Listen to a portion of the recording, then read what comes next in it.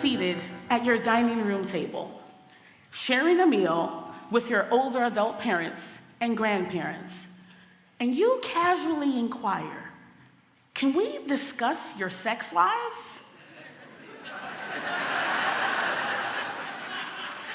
I am certain that this would prove to be a daunting prospect for many of us. But when we were younger, experiencing puberty and our bodies undergoing physiological changes, our parents had the talk and discussion of the birds and the bees with us. So maybe it's time we return the favor, practice a bit of role reversal, and talk to our parents about their sex lives as they age. But we should do more than simply talk about sex. I believe we should have a discussion about the myriad of risk factors that have contributed to older adults becoming one of the fastest growing populations impacted by HIV and AIDS. According to the most recent health statistics, persons aged 50 and older account for 17% of all newly diagnosed HIV cases in the United States. But maybe you couldn't imagine yourself having this type of discourse with an older adult relative. One might find this to be slightly inappropriate, as though you were bucking cultural norms in some way. This conversation might cause you to feel uncomfortable, uneasy. It may even create anxiety for you. But for a moment, let's consider the alternative. Imagine the stigma, the fear of isolation, and the lack of social support a person newly diagnosed with HIV is likely to experience. Now imagine that person newly diagnosed with HIV is 62 years of age. As a college professor, I have a passion for and research and teach about vulnerable health populations. And throughout the course of my studies, I've encountered some pretty powerful and resilient older adults dealing with HIV and AIDS. One individual, who I'll name Maxine, was newly diagnosed with HIV and struggling to understand her diagnoses. Maxine had been married for 30 years. She was widowed and only recently reintroduced to the dating scene. But much had changed physiologically since Maxine had last dated. Due to advanced age, Maxine did not use birth control, chemical or barrier methods. She could not conceive. Unknowing to her, physiological changes meant that an act of unprotected intercourse could provide easy access for HIV to enter her bloodstream. After having dated only one person since her husband's death, Maxine found herself ill and newly diagnosed with HIV. Maxine's story falls perfectly into heteronormative ideology. But let's debunk that. The sexual practices of older adults do not differ from that of the young. Older adults are exposed to the same risk factors for HIV as young adults are. There are many older adults struggling to understand and disclose their HIV status to family and friends, all with a variety of different sexual expressions. Like young adults, older adults seek intimacy, affection, attachment with others. Some are of same-sex orientation. Others express sexual fluidity. Yet others reside in nursing home environments and knowingly share sexual partners because of limited options and choices. HIV does not discriminate.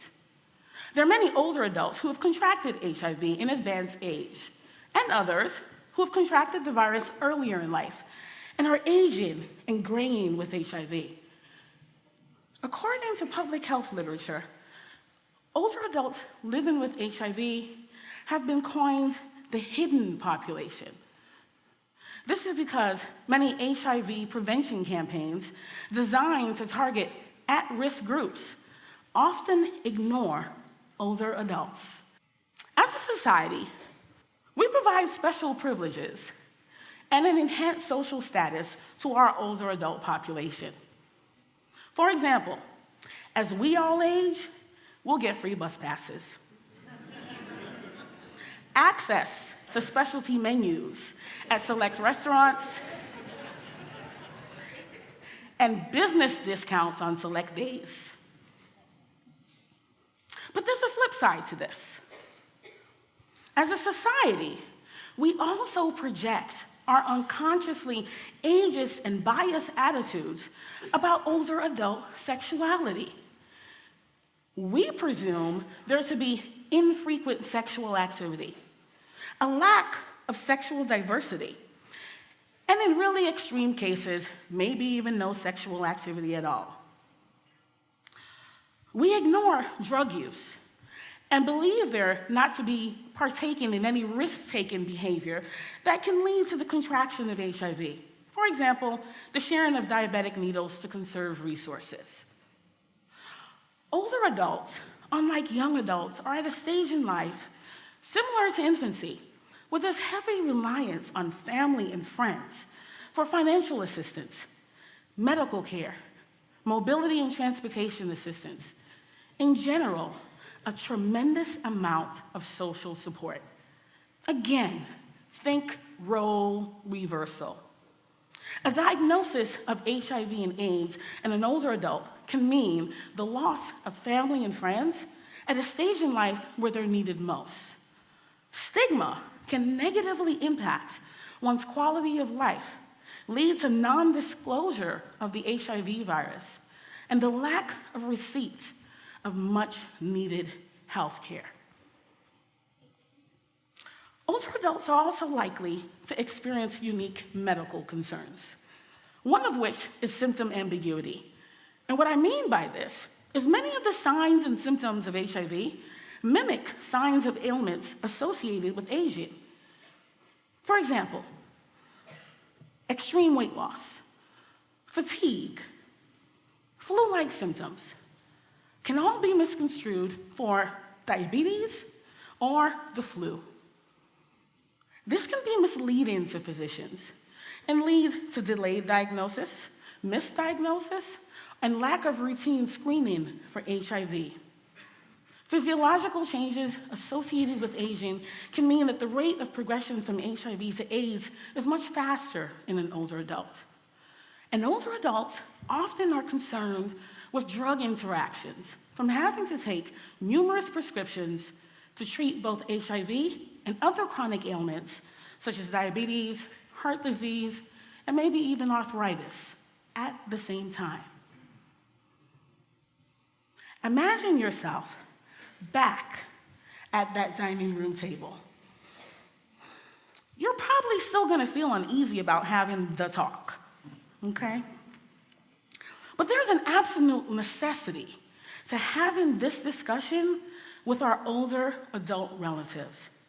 Bucking cultural norms and being open to the conversation allows us to provide age-appropriate HIV education.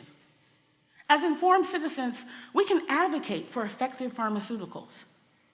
Likewise, we can also push for an understanding of age-specific epidemiology, as well as effective HIV prevention campaigns. An understanding of the HIV phenomena amongst our older adult populations impacts us all. Have the conversation. What better place than at the dinner table?